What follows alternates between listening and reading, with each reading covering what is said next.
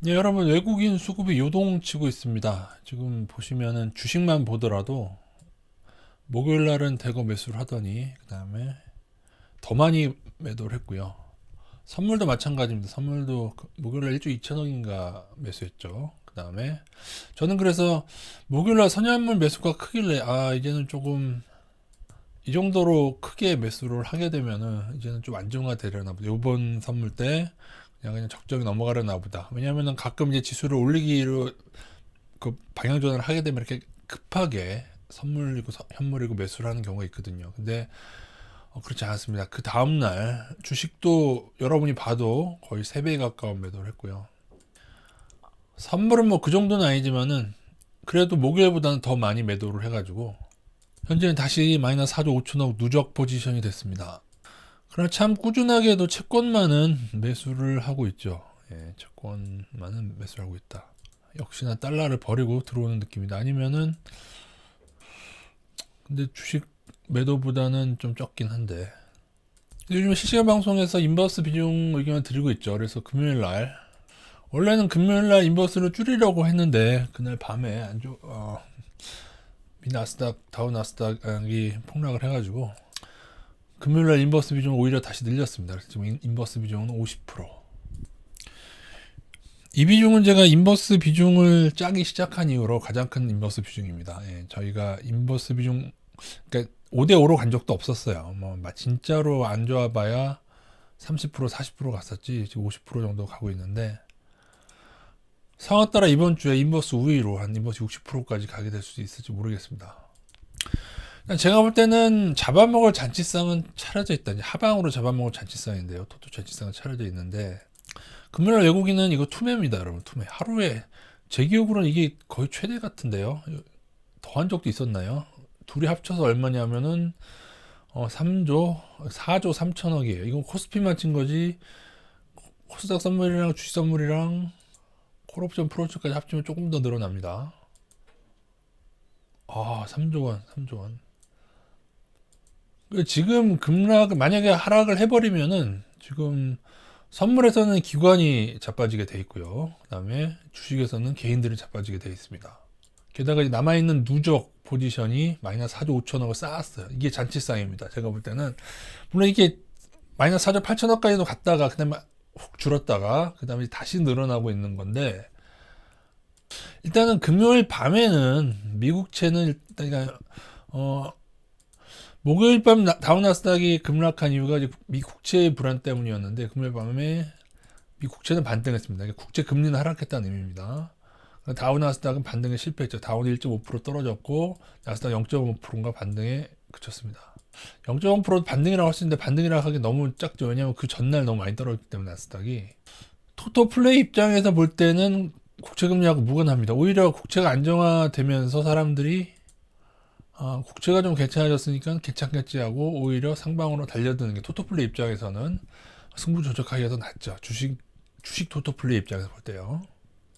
여러분 그거 아세요? 이 국채금리 급락 시기가 어, 선물 투자자들의 만기 FND 그 시기에 맞춰서 일어났다는 걸 조금 주목을 해야 될 것 같습니다. 이것도 선물 플레이가 아닌가 제 생각에는. 자, 4조 5천억이라는 잔치상이 코스피의 선물에만 차려졌습니다. 코스닥 선물이나 주식 선물까지 합치면 다 합치면 마이너스 4조 한 7천억대 하방 정도 되고요. 그러나 이번에 잡아먹을 것인지 잡아먹지 않을 이유는 제가 볼 때 두 가지뿐이 없습니다. 예전에 말씀드린 대로 조금 많이 외국인이 하방 가져가면서도 조금 작년 초처럼 후려치지 않고 그냥 그렁저렁 잃어주는 경우가 있습니다. 조금뿐이 안 잃어주죠. 조금뿐이 안 잃어주는. 크게는 근데 그러기에는 너무 많아요. 지금 그러기에는 다시 이걸 또 다시 쌓기도 쉽지 않거든요. 기간 내에 이거를 요번은 그냥 그렁저렁 뭐 급락을 안 시키고 이거 넘어가서 아니면 다음에 뭐 6조 원, 7조 원 쌓치라고 하겠지만은 마이너스 4조 원 이거 굉장히 큰 거거든요. 일반적으로 봤을 때. 근데 그러면은 다시금 아마 빠르게 국채금리가 급등했다, 그러니까 국채가 안정화됐다는 이유로 그 다음에 다시금 매수 전환을 하게 될 겁니다. 제가 볼 때는 잡아먹지 않은 이유는 요거 하나뿐인 것 같은데, 다우 나스닥 선물에 미국 우리나라 말고 코스피가 문제가 아니라 미국 다우 나스닥 자체에 하방 베팅하는 개인이 너무 많아서 미 국채 때문일 수도 있고 아니면 또 다른 헤지 펀드들일 수도 있고 하방 투자하는 사람들이 너무 갑자기 많아져 가지고 상방으로 전환해야 될 때 외에는 근데 또 그렇게 해서 이거를 잡아먹기 위해서 상방 전환하게 되면은 목요일처럼 급하게 우리나라 선물은 플러스로 돌아서게 되는 겁니다. 예. 그래서 차라리 저는 금요일날 미국채가 일단 반등한 거, 국제금리가 일단 하락하는 것 자체는 그러면은 개인들이 조금 미국채가 안정화되니까는 주중 괜찮겠지 하면서 이 포지션을 개인들이 오히려 처분할 수가 있겠죠. 지금 도대체 무슨 얘기인지 모르시겠죠. 예, 그냥 그렇게 LG 경기, 기아 경기에 대한 토토가 따로 토토판이 벌어지고 있다고 보시면 되겠습니다. 어쨌든 이 토토판은 개인이나 아니면 우리나라 그러니까 월가를 제외한 다른 나라 금주는 월가니까요. 아니면 기관도 마찬가지입니다. 월가의 반대로 투자를 할 때 그래서 요즘 되면은요 뉴스 분위기가 상방이어야 됩니다. 이건 토토 그죠? 외국인이 LG에 베팅해서 크게 먹을 수 있는 것은 많은 개인들을 기아에 베팅하도록 유도하는 거죠. 그죠? 그런 식으로 뉴스 분위기가 상방이어야 되는데 이게 막 도배가 촉촉돼야 되는데 오늘 보니까 조금 약간 그런 필이 나긴 하더군요. 근데 일단 우리나라 개인들은 딸려 들어가고 있습니다. 그렇기 때문에 금요일날 엄청나게 매수를 한 거고요. 기관까지 매도를 했기 엄청납니다. 개인들은 더 많이 매수했습니다. 근데 기관도 매도기 때문에 아니면 요번에는 그냥 그렁저렁 넘어가고 그 이후에 더 많은 잔치성을 차려야 될 것인가? 아니면 저 마이너스 4조 5천억 중에 과연 월가가 투자하고 있는 것은 어디인가, 그죠?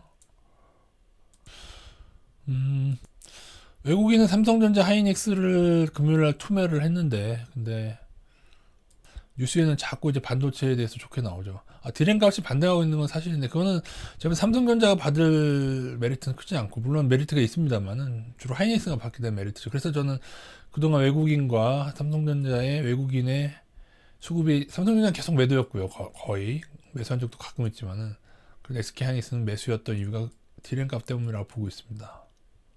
그 하이닉스마저 금요일 날은 같이 매도했다. LG화학도 매수였는데 이제 매도를 했고요.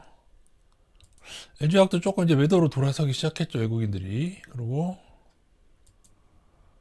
레버리지 매도하고 인버스 매수했습니다. 하루 단위로 봤을 때. 저희는 투자 비중 50%, 인버스 50%. 이 인버스를 포함한 포트폴리오가 시작한 이래 가장 많은 인버스 비중으로 저희는 가도록 하고 상황 따라서 인버스 우위로 근데 많이 늘려봐야 한 60% 정도까지만 그럴 것 같습니다. 아직은 뭐 장기 추세가 이탈한 그건 아니라서 어쨌든 외국인이 잔치판을 벌일지 잔치는 아니죠. 도사라는 잔치죠. 도사라는 잔치를 벌일지 아니면 이번은 그냥 그렁저렁 조금만 맛만 보고 넘어가고 그 다음에 더 큰 잔치판을 만들지 도살판을 만들지 지켜보도록 하겠습니다. 어쨌든 저희는 최대한 조심하면서 넘어가도록 합니다. 이게 단순히 국채금리에 의해서 영향을 받는 것이면은 아마 국채금리가 안정화되게 되면 국채가 이제 오르게 되면은 국채금리는 떨어지는 거죠. 그러면 국채가 안정화되면은 같이 다음 주에 반등을 할 거고요. 그러나 저처럼 이렇게 외국인이 하방을 많이 쌓은 상태에서 지금 꿀렁거리는 것은 국채와는 일단 무관합니다. 이건 국채를 빌미로 떨어뜨릴 수가 있는 거라서 어느 것일지. 만약에 이제 금요일날 만약에 매도한 외국인이 국채 때문에 만약에 그랬던 외국인들이라면은 월요일날 대규모 순매수를 들어와야죠, 그죠? 그렇게 한번 봅시다. 예를 들어서 외국인이 대규모 순매수를 들어오고 선물도 포지션 처분하고 하면 저희도 조금은 뭐 인버스를 줄일 수도 있겠는데 제 생각엔 그렇지 않을 것 같습니다. 국제와 무관하게 적어도 선물에서는 조금 하방을 계속 쌓고 11일까지 문제가 생길 가능성을 좀 열어두도록 하겠습니다. 늘 이런 얘기하면 또 인버스 올인하시는 분들이 계신데 그건 이제 각자 본인들의 책임이니까요. 제가 그거는 각자 선택해서 잘 대응하시기 바라겠습니다. 제 의견은 이 정도 의견이고 상황 따라서 이거를 60% 정도만 늘리는 게 최대로 갈 예정에 있습니다. 왜냐? 아직 장기 추세 이탈은 아니라고 보고 있기 때문입니다. 이상입니다.